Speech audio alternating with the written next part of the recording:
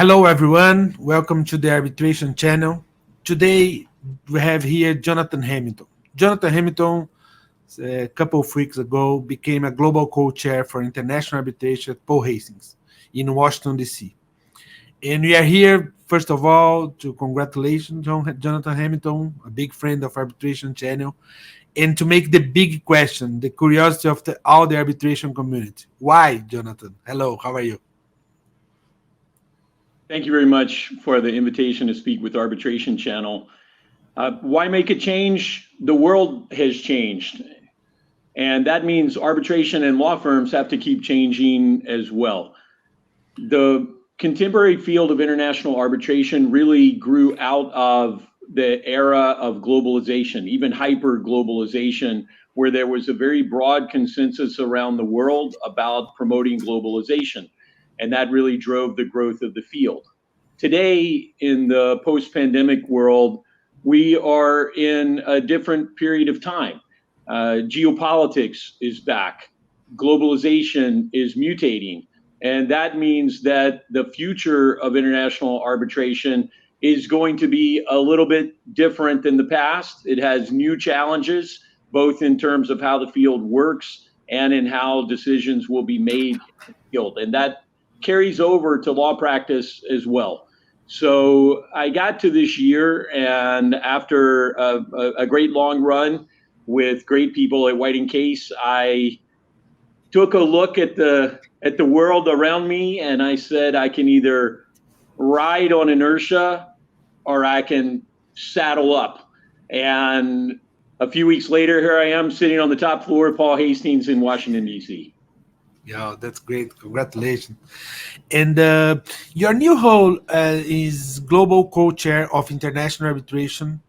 And previous for us, you are from Latin America. And what that involve and what the big difference between your new focus? Here at Paul Hastings, we will be bold. We are fortunate to have a strong heritage in international arbitration. For example, the firm just had a very big win in a multi-billion-dollar case where it won the arbitration and then successfully managed the enforcement challenge as well. So we're going to build on that platform, but be bold in continuing to grow in how we look for premium lawyering and focus on that at a global level and bring that premium lawyering to our clients in a way that brings the best of what we do on not only arbitration, but sector-based experience, regional experience, and of course, synergies with other practices like infrastructure, energy, mining, and the full range of things such as investigations and other dispute-oriented practices as well. Okay. And we have one conversation in the past, and I like to share this with everybody. When you decide to focus on international arbitration in your career? During law school, actually, I was doing work in capital markets and project finance initially when I was in law school. And I had a couple of opportunities that really opened my thinking to the direction that arbitration was likely to go. As the editor of the Virginia Journal of International Law at University of Virginia in Charlottesville, I was able to edit articles that were focused on capital flows into emerging markets. And as a summer associate in New York, and also I had the chance to work down in Lima, Peru, with some great lawyers down there. And I realized that there were new treaties, new arbitration laws, and huge capital flows into emerging markets. And that the interesting piece of the puzzle to me is what was going to happen in 5 to 10 years down the road when all of those capital flows would lead to different kinds of disputes. And that's exactly what happened. It's exactly what happened. And one good example of it is that when I was in the law school, I worked on a project finance matter for a big energy project in Latin America. And years later, I worked on a treaty dispute related to the same project. And years after that, I worked on a contract dispute related to the very same project. So that is result of a lot of years in as head of international arbitration for Latin America. And can you tell us more about that experience? Of course, as much of you know, we are based in Brazil. We cover Latin America and in US also, but most of our audience is from Latin America, where you're strong connected. Latin America has been very important to my work my entire career. As I mentioned, I worked in Lima with Estudio Checopar, with lawyers who are still in Estudio Checopar, Baker McKenzie, and also Miranda Amado today. And that really opened my thinking about the potential for arbitration across Latin America. So I will continue that focus forever. Because it's very important to the field of arbitration and to what I do as well. And I really think that the most important thing in Latin America is not simply to think about arbitration in isolation. You know, we all love this field so much. It's a great field, diverse, complex cases, but you have to view the world and the practice of law not through your eyes. You know, I love having an arbitration, but you have to take into account what's the historical and political moment. What does that mean for the global economy? And what does that mean for clients? Because ultimately, the goal is to deliver results for clients and really have an understanding of what drives client interest and the way to protect them. And sometimes that means fighting to the bitter end, and sometimes that means being creative and looking for solutions for clients. And those have really been keys to the way that I've approached the practice of law in Latin America. Paul Hastings has a great platform in Latin America as well, in Brazil, as well as across the region. And so I know there'll be a lot of great synergies there as well. No, that's great. What I like when we talk each other is you are a lawyer, of course, but you have a more big view from the world. You don't see there's the law and things like that. So how the world changed in coming out the pandemic, in after all this strange period you relive it, in what does it mean for arbitration? I think you can relate this better than anyone. Arbitration really was very closely connected to the way that globalization developed over the past quarter of a century or so, really coming out of the Cold War. And that meant spreading it far and wide, getting many people involved in the field, and that has been, successfully accomplished. You can go to most countries in the world, and they have robust arbitration communities at this point. But at the same time, we have to understand that globalization in 2024, coming out of the pandemic, is simply not the same globalization that we were dealing with in the year 2000, for example. There used to be a broad consensus in many parts of the world about globalization, about economic integration, lowering borders, multilateral treaties. In today's world, it's a different situation. Not only is geopolitics back, but globalization continues to mutate. It's not dead or over, it's simply changing. Globalization is changing. And so that means that arbitration has to continue to adapt. You can look at ESG issues, for example, environmental, social, governance issues. Arbitration is a pioneer in confronting those issues.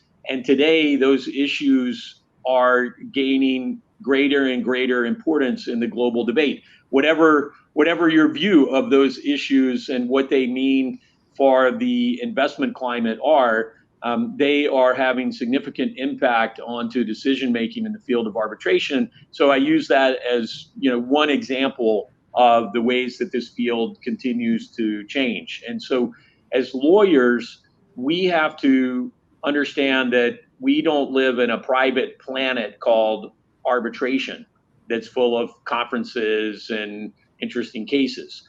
We live in a bigger, more complex world where sovereigns and private companies and different types of private companies, we've got to think not only of multinationals, but private equity, different types of lenders involved in projects. There are many different stakeholders in the kinds of projects and investments that drive international arbitration.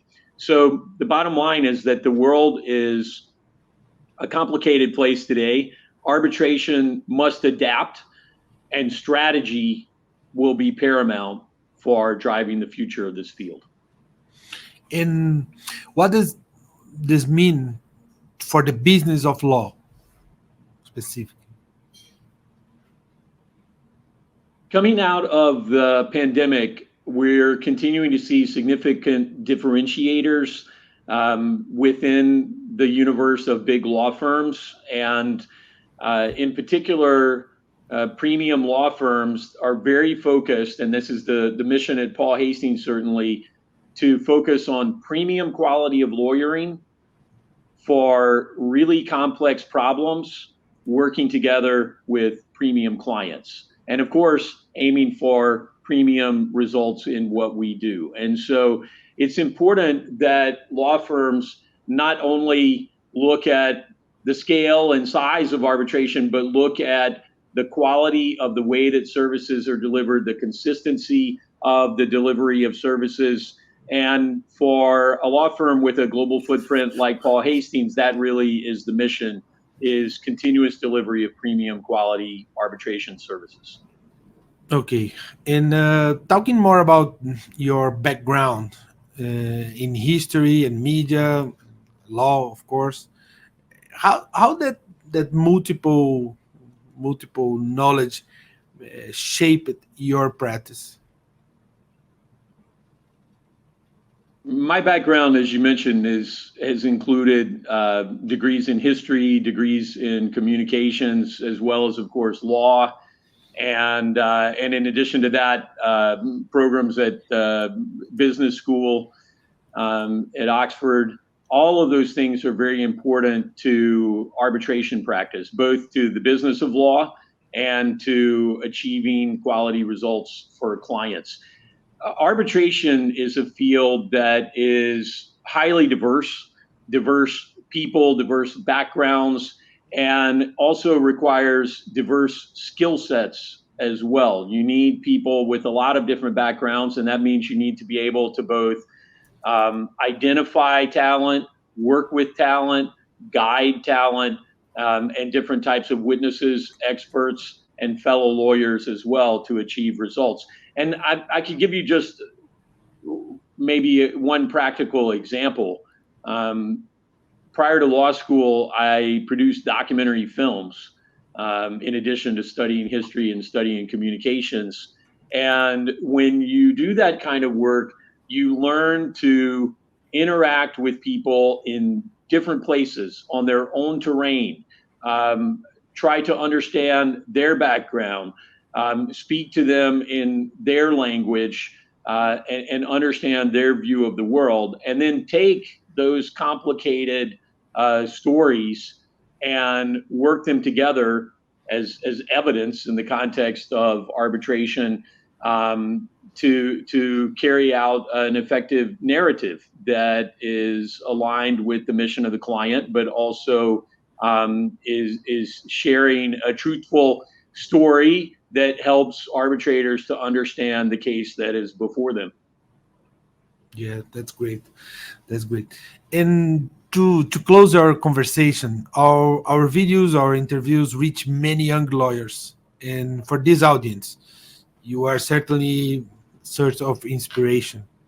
And I cannot avoid to ask you, what advice would you give to them?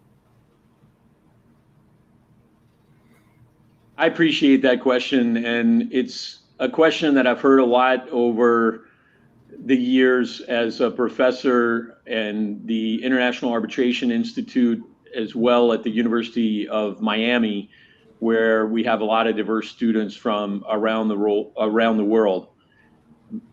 I would say to students, be willing to pursue what you are personally interested in. To drive a career over a long period of time, you really optimally want to be passionate about what you're doing.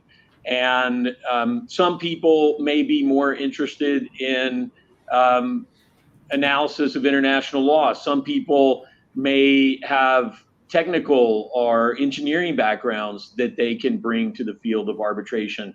When I was in law school at the University of Virginia, I really tried to pick classes that fired me up and motivated me. And I, in fact, wrote a lot of different large essays. I had a fellowship that I went to Latin America. I wrote about privatization programs in Latin America. And all of that helped drive the evolution of my career. And so to students, I would say, be willing to pursue what is your personal strength and passion, and be patient with yourself in finding your way in the legal market.